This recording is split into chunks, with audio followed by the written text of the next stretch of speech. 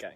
Hi everybody, it's Susan Autry with Crossroads We Worship, and I sent out emails this morning, and hopefully you got your activity sheets and your coloring sheets, and I'm so excited to start doing it this way so that you'll have materials to come along and join me, or if you want to do it later in the week with your children, that's fantastic.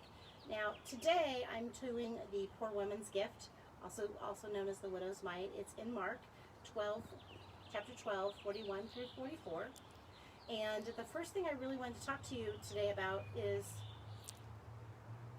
Chris's sermon today. It really inspired me because God is always with us, and He is with us through these difficult times. And one of the benefits that I've had is that I have been able to go to church. And I love being with your children, and I love having time to spend with all the parents. And this week has been really great because I've either texted people or talked to people on the phone or emailed back and forth. But it's been really wonderful to be able to go to church. So I am very grateful to Chris and my church family that he's able to come to us via email. It's very difficult and challenging, and I'm really grateful that he was able to really pick up the pace and do this in a different way. So church today in a different way. We're going to start with our beginner's Bible. And I am in Mark, as I said. And if you have a Bible that looks like mine, you can always turn to two small coins, and it's like page 451. But you don't need it today if you don't have it. I'm going to look at your activity sheet that I sent to you too. And here it shows the story that we're going to be doing, and I'll get to the activity sheet in just a minute. But the Poor Woman's Gift starts with the Psalm 18, verse 1. I love you, O Lord. Lots of gifts. One day Jesus was in God's beautiful temple, the place where people came to worship God and learn about His love. Jesus and His friends were walking to the place in the temple where the people dropped in money. Now, they could hear all the coins as the very wealthy people were dropping in coins, and it sounded like a lot of coins. The coins made such a loud noise as they fell in the box. Rich people had so much money, they were able to make lots of noise. And they hoped that people would think that they loved God so much because they had so much money to drop in. They thought that the more money that they gave, the more that people would think that they loved God. But as Jesus was sitting there with His friends, and all of the rich people left,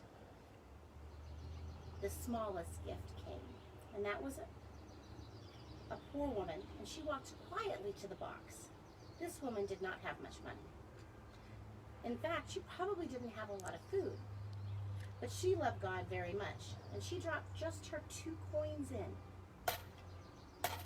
They didn't make a very big sound at all, but as Jesus watched what she had done, the woman walked and turned away. And Jesus said to His friends, "This poor woman gave more money than all the rest." Jesus' friends must have been very surprised. But we think that God does things in a different way, and Jesus always has a lesson for us.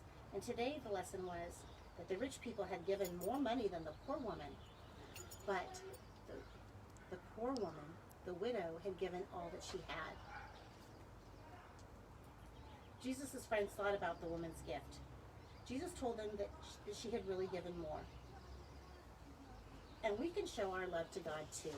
Now, grown-ups put money into the back of our church in the box, or when we pass the basket. But we have other ways that we could show God we love Him. Now, the 2 coins that the widow gave reminded me today of something that I'm going to plant in my garden later on. Here are the 2 coins. But they reminded me of a seed. I'm going to put the seed down here so you can look at it. Now, the seed are our 2 coins. They're our offerings. They're our love to God. And they come in a packet. But what God does is He takes that seed and He grows it into a plant. And the plant, this is a pumpkin plant, and it grows and grows and grows. It gets immense. And that's sort of like the widow's 2 coins. And eventually it produces another thing. It produces flowers and then fruit. And the fruit, when it's opened up, this fruit has even more seeds, because what God does is He takes 2 small coins, the love that we give Him, and He multiplies it. and he gives back, and he feeds others, and he does amazing things. Now, although we're all big kids, we don't always have money to give to God, but there are things that we can do. First of all, we can make presents for others. I made this card for you really quickly. And we miss you, because I really do. I miss going to church, and I miss being with all of you. But the good thing is just talking to people on the phone today. And one of the things that really struck me is that grandparents could not hug their children.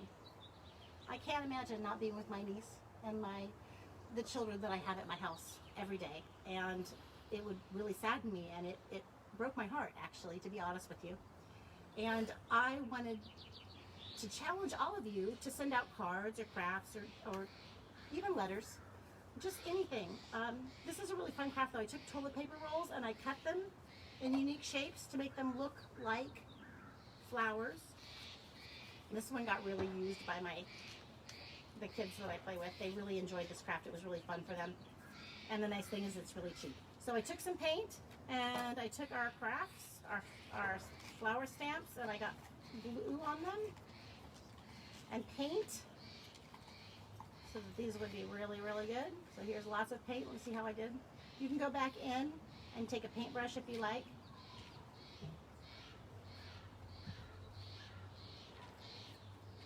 Okay, I think I've got it now. At least you'll get the idea. The paint is drying out in the sunshine more than I would have liked. But then all you have to do is come in and you place it on the paper, you push it down, and you lift it up. And as I said, if I would have had a little bit less dried out paint, I think would have worked better. But you get the idea. We have pictures here. We used these for the smaller ones here, and I used this for the smaller flowers over there. But I would challenge all of you to think about the people in your life that you love and are missing, because they are missing you too. I love you and I miss you all. I do want to read another way that we can talk about showing God's love, and it's a little different. First thing is, we're going to go over this craft that I put in your emails today. It's very simple. Here you can go ahead and you can just cut the top of it off. And what it shows is it shows the wealthy people here who are dropping in lots of money. They even have big bags to show everyone. And then here is the widow. She only has 2 coins. And we slide our picture of Jesus and his friends over on the side. It's a little bit easier if you put it on the table. And then slide it from the back to the front. That's also very important. But then you can tell the story as you go along. The wealthy people came through and they dropped their coins into the bowl, which made a loud clinking noise. And then the woman who came in with 2, she didn't have much, but what she had was she gave all of that she had. And that is our story, and you can do that at home. I also sent a coloring picture, which I think is probably more what the woman looked like. I gave her some gray hair. As an old widow. But I thought about really what it looks like for us as children of God, and what it looks like when we have coins to give. And I thought I would read you one more story today. And it really is about God loves a cheerful giver. This story shows about a woman giving all that she had. But this story is about shares. And it's about learning to share. And this was very dear to my heart this week. I have 3 little girls that are with me, and we work very. Now this book says, I am Sister Bear, and I am here to say that what I like to do is play. I run, I skip, I climb. I have myself a great old time. Through the pages. Who's the one I play with best? Pray and sing more than the rest? Just turn the page and you will see my favorite playmate, little me. It's lots of fun to play, you see. I ask my dolls to come to tea. I have my games all to myself and every toy on each big shelf. But Mama says almost every day, take time to share, take time to pray. But there are times I do not care. My things are mine. They aren't to share. take each turn on my red truck. I do not like to share my toy duck. I say inside, it's all mine. But then I wonder, is this kind? Is this the way that I should be, a bear that only thinks of me? When I know it's time to share my playthings with my fellow bear, one is fun, but it is true that many games are best with two. When I am sure I need another, I go look for my big brother. We play checkers, beanbags, pick up sticks. Spending time with brother, I get my kicks.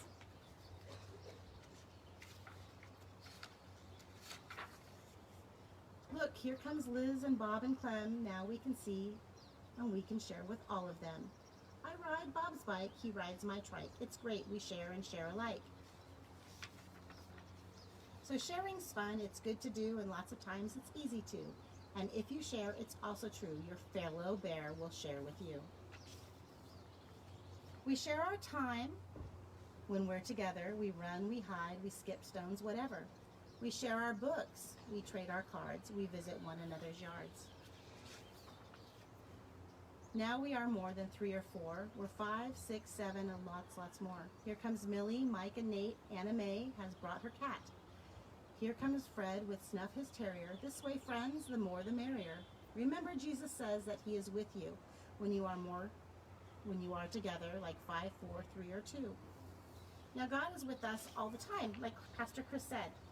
This way, Cubs, come one, come all. We'll choose up sides to play baseball. A game of ball is lots of fun. We pitch, we bat. Look, Too Tall hit a big home run. It works out well if you can share your playthings with your fellow bear. The ball is mine, it's Freddie's bat. Lizzie brought a glove and hat. She'll share her hat, but not her glove. Oh no! Fred gives her a little shove. We all saw that little shove. It was not showing God's care and love. Soon there are lots of arguments. Of course, I put in my 2 cents. This is not the way, it is not right. We should all be sharing, not in a fight. And so to keep the peace between us, all our friends go home. Please think of Jesus. He would want us to share and show our love to our fellow bear. Meanwhile, friends, it's still today and there is still some time to play. So turn the page and you will see, brother, will you play with me? Now, I know that many of us have been cooped up inside of our house with our family, and sometimes it is very difficult to share with our brothers and sisters and friends that get to spend time with us every day. And I just pray that your families will find harmony and peace, that you will think about the fact that God loves you so very much that he gave his son and he shared him with us for this time so that we could have him for eternity. And Father, I thank you for all of our crafts today, that they point us in your direction. I ask that you just be with everyone this week. I thank you for the time that I got to spend with everyone talking and texting and the people I prayed with this week. And I am just really grateful that you're in my church family. I can't wait to see you when we're all together again. Have a great week. Thank you. Bye.